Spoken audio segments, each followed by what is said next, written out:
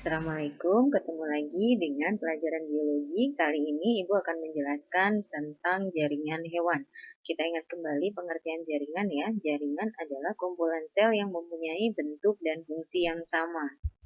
Nah, jaringan hewan itu ada 4 macam. Yang pertama adalah jaringan epitel, yang kedua adalah jaringan ikat, yang ketiga adalah jaringan otot, yang keempat adalah jaringan saraf.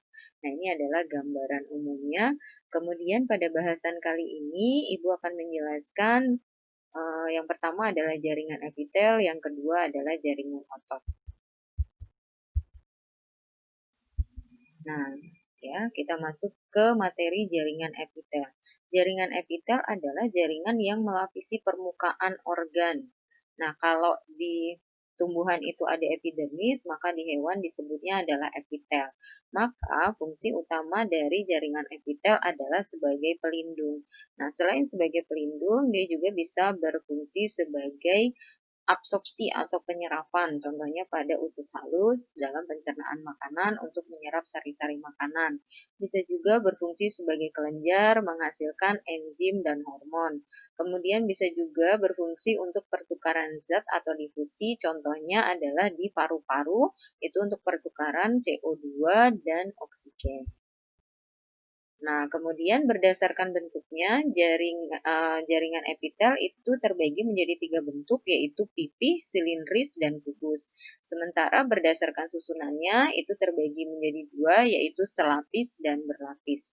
Nah, jadi macam-macamnya akan kita gabung antara bentuk dan susunannya. Yang pertama adalah jaringan epitel pipih selapis.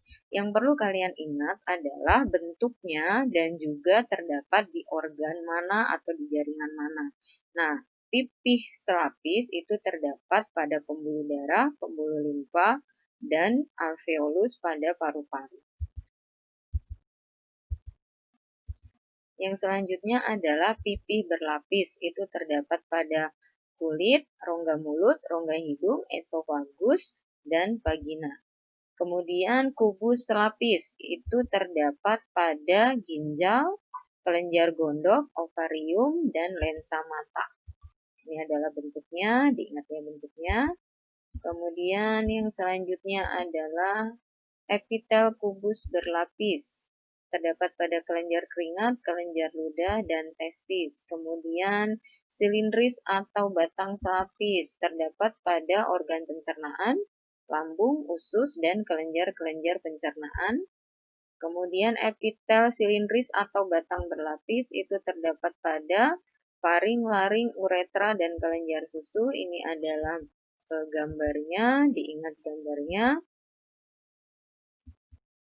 Kemudian epitel batang berlapis semu. Kenapa dikatakan batang berlapis semu? Karena sebenarnya dia adalah batang selapis, cuman karena tinggi selnya tidak sama sehingga tampak berlapis. Contohnya itu terdapat pada tenggorokan atau pada trakea. Kemudian epitel transisional itu adalah epitel yang dapat berubah bentuk sesuai dengan fungsinya. Contohnya adalah di kantung kemih. Nah, dia awalnya adalah batang atau silindris berlapis kalau tidak terisi urin atau air kencing.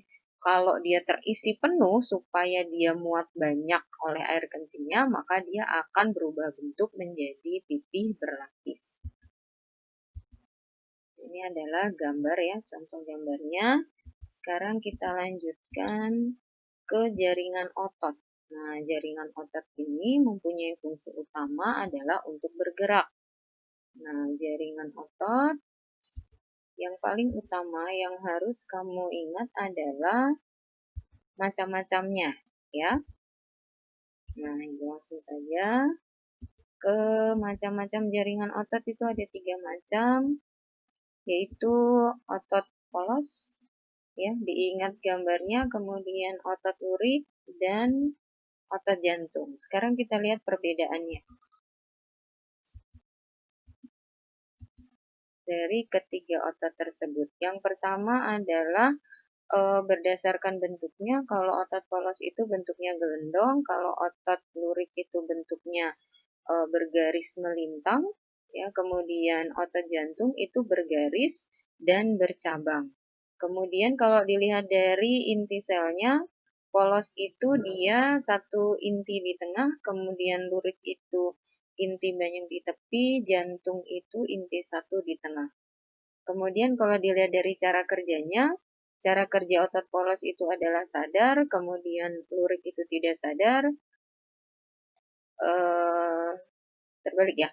Otot polos itu tidak sadar, otot lurik itu sadar, kemudian otot jantung itu dia tidak sadar.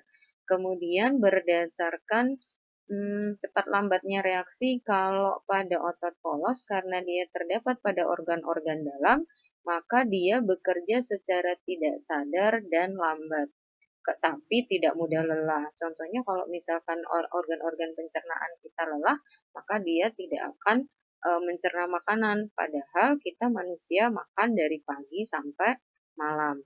Kemudian otot lurik itu karena dia letaknya melekat pada rangka atau pada tulang, maka sifat kerjanya adalah sadar, cepat, dan mudah lelah. Contohnya, kalau kita ngambil contoh, misalkan kamu berlari selama 30 menit secara terus-menerus, maka kamu akan merasakan otot-otot kamu akan kelelahan atau berasa nyeri atau sakit.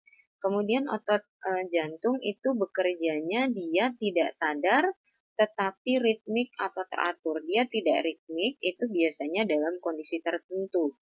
Nah, jantung kita itu berdetak secara teratur. Dia tidak teratur biasanya kalau kamu melakukan aktivitas yang keras atau kamu sedang ketakutan, baru dia tidak teratur. Nah, inilah materi kita pada hari ini, yaitu jaringan epitel dan jaringan otot. Ya, semoga dapat dipahami. Assalamualaikum warahmatullahi wabarakatuh.